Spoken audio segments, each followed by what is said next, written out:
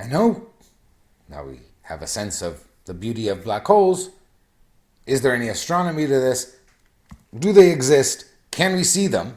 Well, technically, of course, we can't see them because no light gets out, besides which the star has not yet collapsed past its horizon.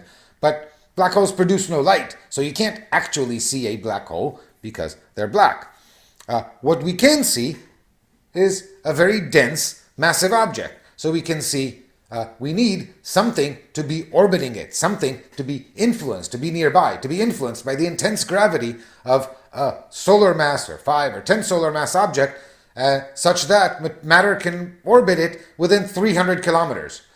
At that distance, you get very intense gravitational effects, and so if only something would orbit it, indeed, the way we discover black holes is when they are surrounded with something else, and for a stellar collapsed black hole, that typically requires that our star was part of a close binary so that there's stuff around from the other member of the binary, and the best way to have that happen is have a close binary with mass transfer.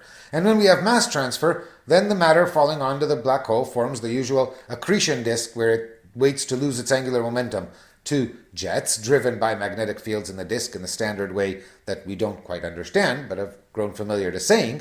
The interesting thing is this disk extends all the way into 3 Schwarzschild radii, and there's nothing orbiting inside that because there are no stable orbits, but 3 Schwarzschild radii from a several solar mass black hole, that's extremely intense gravitational field, there's intense compression and heating, material is heated to millions of Kelvin, the radiation that it emits are X-rays, and so the way to detect black holes, at least initially, was to look for X-ray sources, and one of the first discovered, the most famous, is Cygnus X1. You can guess what constellation that sits in. That's an X-ray binary, which is some X-ray source in close binary orbit with a type O supergiant. So we can see one star, and we can see from its spectrum that it's orbiting something, and there are X-ray flickers that are clearly too energetic, too hot, and also too rapid to be emitted from anything as large and flabby as a type O supergiant. And using the standard Doppler measurement technology, when you see a binary, spectroscopic binary, you can estimate the mass of this partner to the type O supergiant. And the mass estimates, depending on how it's done, it's not an easy business, come in between 10 and 20 solar masses. But there's at least 10 solar masses in this partner, so that's not very much for a star. Maybe there's some dim star there that we don't see. But how is a dim star producing so many X-rays?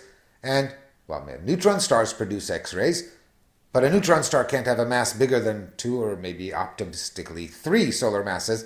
What could produce X-rays and have 10 solar masses? Well, what nails it is that these X-ray signals are seen to flicker on very small time scales.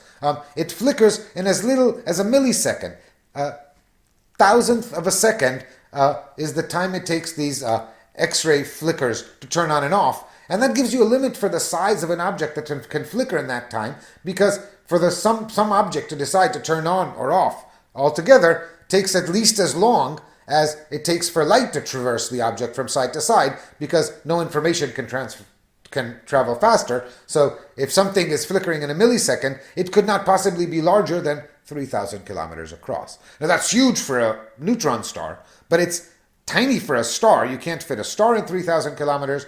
You cannot even fit a good white dwarf in 3,000 kilometers.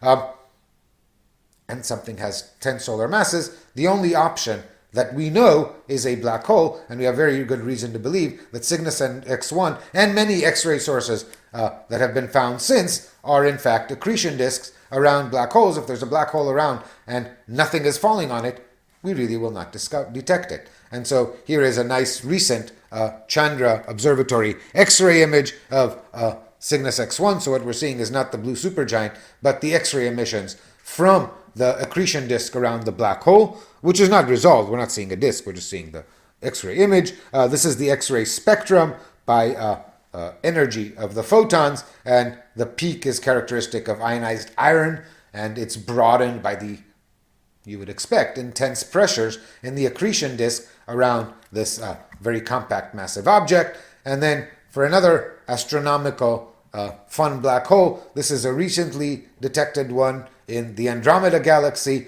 and this is a black hole that has X-ray flares. Its disk is apparently undergoing violent changes, and periodically its X-ray luminosity increases. And for the first time, the radio image over here on the right is the contours in the middle are detecting for the first time the radio emission of gases compressed and heated and glowing by the collision of the polar jets that come out of this accretion disk, which we expect to happen when you have a black hole. So essentially, where black holes, stellar mass black holes, are not common because large stars, massive enough to produce the massive cores that collapse into black holes, are rare in the stellar population. But in a galaxy with 1 trillion stars, there's black holes all over the place.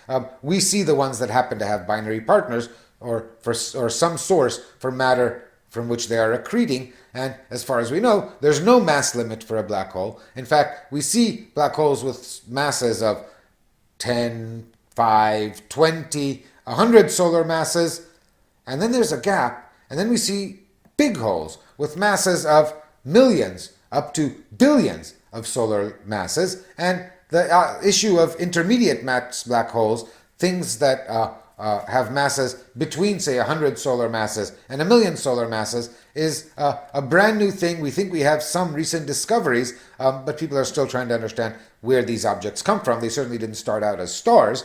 Neither did these 1,000,000 solar massive black holes. Where do they live? Well, they live in the center of galaxies. The image over here on the right is a beautiful movie taken from images over a few years of the proper motions of stars near the center of the galaxy, near a famous X-ray source known as Sagittarius A star in the constellation Sagittarius, which is the direction to the center of the galaxy from us. And it's amazing. You can see stars far away from the center barely move, but the stars around the center are really whipping. You can use just their motion to measure, using Kepler's laws, the mass that the object they're orbiting, and you find some tens of millions or 10 million or a few million solar masses. The size of the object is limited, if only by the size of these orbits. It is clear that it is a very compact object. We also see jets and X-ray emissions from a big accretion disk around it. We are absolutely confident that at the center of the Milky Way galaxy sits a relatively minor 4 to 10 solar mass black hole. The black hole in the center of M31, the Andromeda galaxy, is probably 10 times at least more massive, and is more characteristic.